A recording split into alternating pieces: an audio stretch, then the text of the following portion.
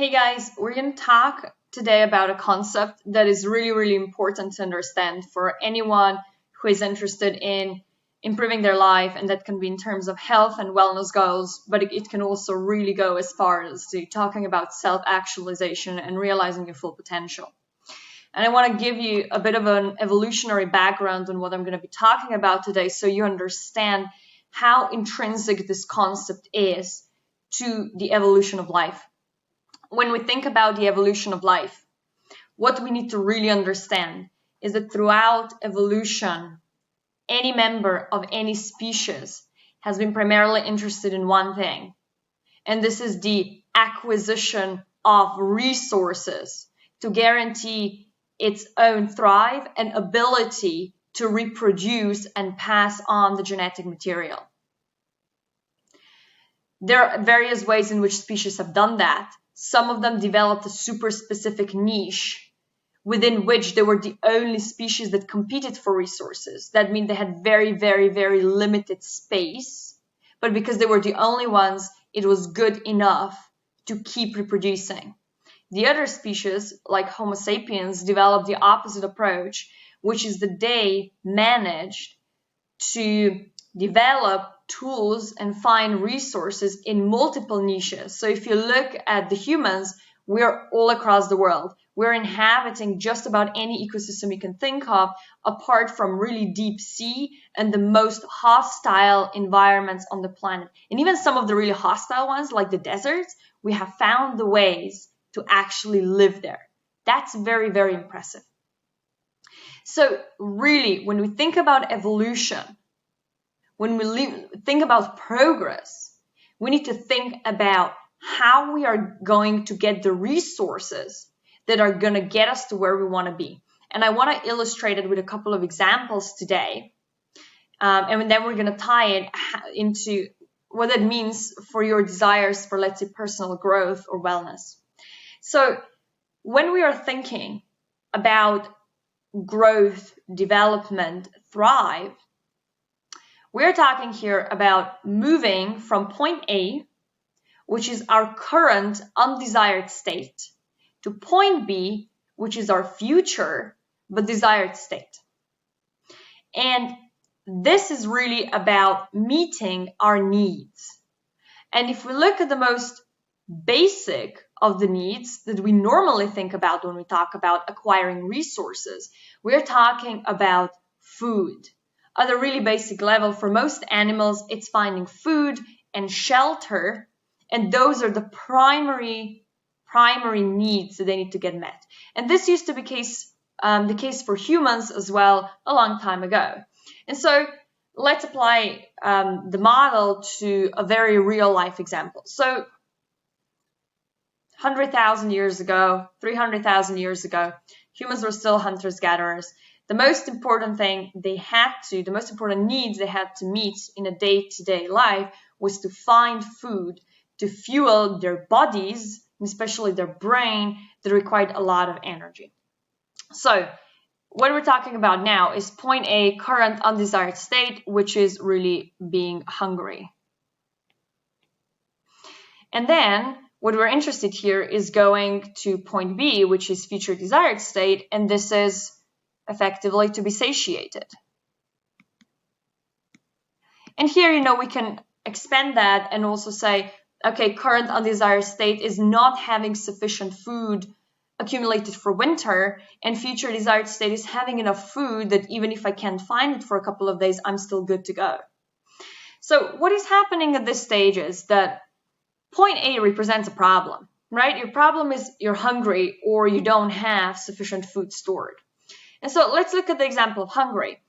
So first of all, if that's a problem, you have to find solution, right? And solution to being hungry, it's very simple. Solution is to eat food.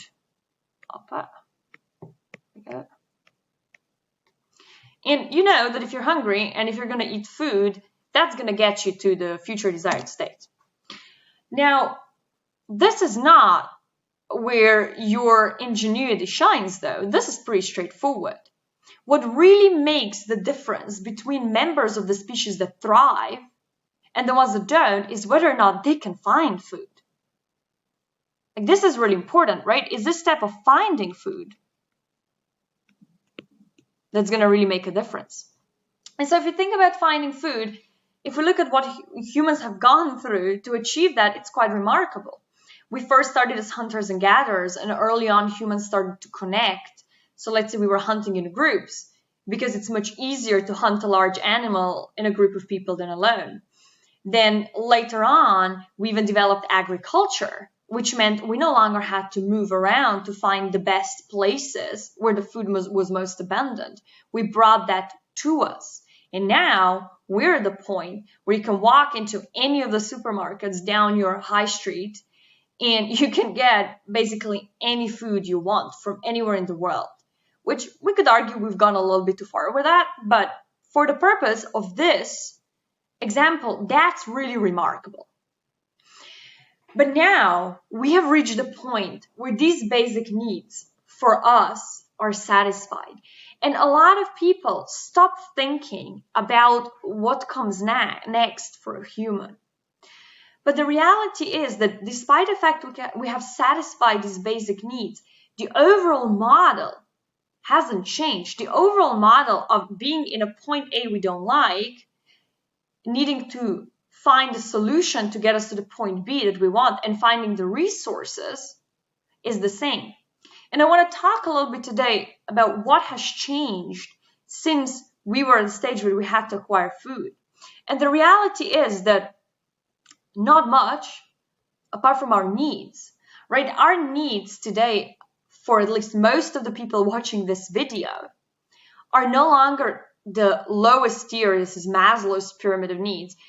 They're no longer physiological needs. Pretty much everybody watching this has access to air, water, food, shelter. You can get sleep, you have clothes, you can reproduce, right? It's one of the most basic needs of any living organism. But the needs have become higher up this pyramid. So what we're talking about today, and where most humans are struggling, is the need for safety. And what falls under that is, for example, health. We see a lot of people today are not doing well in terms of health, despite the fact you would think we have the knowledge, abilities to talk to anyone who's going to help us with that, have enough food and so on. So we're not rocking that part. Personal security is also not great, right? A lot of people my age were like, will we ever own a home? Who the hell knows? Then love and belonging. The need for friendships, deep, meaningful relationships, having this deep sense of connection. Then it's the need of respect, self-esteem, status, reconnection, strength, freedom, and then self-actualization. And what this pyramid argues is that self-actualization is an intrinsic need of every human being, that we all can sense that we have this deep potential to be the best version of ourselves. And this is really where deep fulfillment comes from. And so we just need to understand that despite the fact we have access to food, our needs are now in these other 4 levels of the pyramid. And this represents our point B. So let's look at the example of what that may look like today. So I have here already a bit of a written scale to make it a little bit easier. But let's look at today's point A. And this is based mostly on, the pain points, if you will, of people I talk to a lot. But you can add anything here that you don't have at the moment, but you would like to have, any deep desires of yours. And so what I hear a lot about today is a lot about health.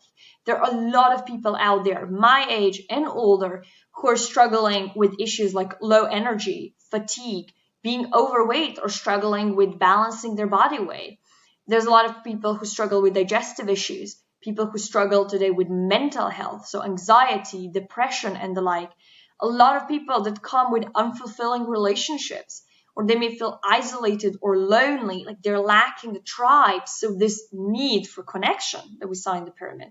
And really, what I see though is that when I ask people why they want to resolve these issues, it almost always comes down to desire for self-actualization. I know I can do better. I want to do so many things, but I don't have the energy. I feel like my mind and body are holding me back. So we are seeing the connection between these different tiers of the pyramid and this desire to become the best version of yourself. Now, if we look at the other side, the point B would be, reaching your future desired state, right? And in this case, what may that mean? Well, that could mean having abundant energy, feeling vibrant, being at your optimal weight, feeling fit and light in your body, and feeling strong and just feeling good, being more connected with your body. A lot of people just live in their heads and they're like, I'm not really in touch with myself. A lot of people would like to have calm mind. Our minds are going crazy these days. Our nervous systems are going crazy because of all the stimulation. People come and say, I'd like to experience more positive emotions, positive thoughts. I would like to have deep, really meaningful relationships. And really the bottom line is, I want to have the energy and the capacity to pursue my potential. So we got now the modern point A and point B of what we hear a lot about. And, here, maybe just think for a moment, can you identify with any of those things? And so I talked to a lot of people who are with one or more of these things stuck at this point A. And they feel like they can't move forward. They cannot move to the next level where they overcome these problems and cultivate better health and wellness, more energy, deeper relationships, greater confidence, stronger boundaries. And they're just kind of stuck. And sometimes people are not moving for years and years and years. I always ask people when they come with a problem, how long have you had this problem for? There are people like, oh, years, decades. I've been taking laxatives for the past 10 years of my life. I've been constipated for the last 50 years. I've been fatigued and lethargic and had low energy for the past 15 years of my life. And at that point, it's like, okay, something needs to change. Something on this pyramid needs to change if you ever want to think about self-actualization. And so at this point, a natural progression is, okay, you have to find a solution for a problem. And this can be a variety of things. One of the largest things that I see, which helps for everyone, is you may have to change your habits. And you may not know how to change your habits. You may not know which habits to change. You may not know how to gain a support structure for that. So a good idea may be investing in a course like I Lead, where we teach you how to adopt habits that are going to help you thrive on physical, emotional, mental, energetic level. So you really get to the point where you can start pursuing what you really want to do with your life. But it could also be hiring a personal trainer. Maybe it could be just buying a gym membership and really starting to go lift some weights. It could be hiring a nutritionist and getting a dietitian who's going to help you with a diet plan. It could be investing in therapy or maybe relationship counseling, depending on your specific need. It may be going back to university or taking some extra courses and gaining some more education to be able to pursue a job you want to do. So at this point, you can stop and kind of think about, have I considered what are solutions out there? What are possibilities? And we've never lived in a time where there are so many options out there. You can be so picky. You can go out there, go on your computer, Google, relationship counseling, and you'll get 5 different, branches and options. Is it more somatic? Is it sex-based? Is it talk therapy? Is it individual? Is it in a couple? And then you can find probably hundreds of people who do that. So you can really find who you resonate with. Same goes for hiring a PT. You have a choice. Hiring a nutritionist, you have a choice. You can scout out people who you resonate with and say, that's the person I want to work with. And that's phenomenal. That's really, really cool. But so at this stage, we have our point A that we're stuck at. We have our point B that we would like to reach. And we know a solution that we want. And this is like knowing, okay, I'm hungry and I know I need food to be satiated. The problem is, though, that you haven't found food yet. You haven't acquired the solution, meaning you're not a part of the course yet. You don't have a personal trainer. You haven't signed up for therapy. And at this point, normally what it comes down to is these things have a price tag. They're not free, but you want them, but they're not free. And a lot of the time when I talk to people who are really interested in my course, and you can see they know this course would be really good for them, and we've gone through what they want, why they want it, and we can see that signing up for a course like iLead would be phenomenal for them. They could really, really reach the results. And then the objection is, I don't have the money, which is an equivalent of saying, I can't find the food. And here's the issue. If you're hungry and you can't find food, you will stay hungry. And if you're stuck at the point A, which is the current undesired state you don't like, and you can't get your ass into a course, or you can't change your habits, or you can't hire a PT, you'll stay at the point A. And so here we get to a point which is really like finding resources. And most of the time today, this means finding money because it's our common currency, right? It would be very hard to say, I want to join your course and can I pay you in food? And I'm probably like, yeah, but like, how do we know how much food, right? So this is really what it comes down to. So when you've identified a solution and you really want to do something, if you want to progress in line with basic human evolution and success of an individual, you need to find a way to acquire the resources that are going to get you to where you want to be. And most of the time, this means you need to find the money. And if you've ever listened to anyone who's going to teach you sales, they're going to tell you it's never about the money. It's never about the money. Money can be found. And I'll have a separate video in the future that we will explore some ways you can find money if you struggle and you really want something and you feel like you don't have it. But finding money most of the time is about mindset more than the fact that there may not be money available to you in one form or another. So here we're pretty much done. I just want to really drive home the point that if you're stuck at a certain place and you want to move to a different future desired state, you have to identify the solution. And this is not a hard part today, what you really have to do is you need to find the resources. If you want, this is your evolutionary responsibility. If you want to be successful as a member of a species, and humans were gifted with this incredible, ingenious brain and mind where we can find so many ways to find the resources that we need.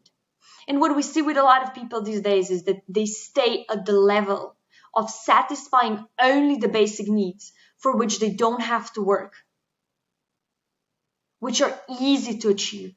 And those people stay stuck and they don't progress and they don't manage to reach self-actualization.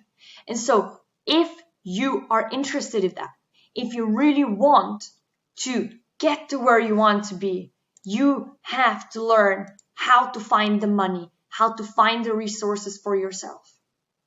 The most successful people I've met are the ones who are willing to invest in themselves. And they find the money to go after what they really want. And the truth is, it doesn't matter if you think this is unfair. It doesn't matter if this sounds horrible. There's no use in arguing about, this is so horrible, inequality, we all start out different grounds. Yes, I agree. It's true. It's not always easy. But the money's out there, and you can find it.